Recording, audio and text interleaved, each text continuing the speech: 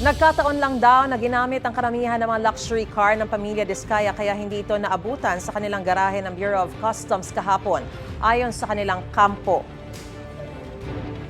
Ginagamit ho kasi yung ibang sasakyan. Yung iba naman for maintenance, yung iba naman na nailagay sa isang lugar kasi preemptive measures sila ngayon kasi nagbabaha dito sa Pasig. Itinanggi ng pamilya Diskaya na itinatago nila ang mga mamahaling sasakyan. Wala raw dahilan para itago dahil legal naman daw ang mga ito. Nang salakayin kahapon ng mga tauhan ng BOC ang garahe ng mga Diskaya sa bisa ng search warrant, 2 lang sa 12 sasakyan ang nakita. Kagabi isinuko na sa customs ang 7 iba pa.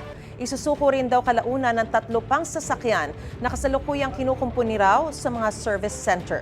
Sinelyohan na ng BOC ang 7 at binabantayan na ang kanilang tauhan.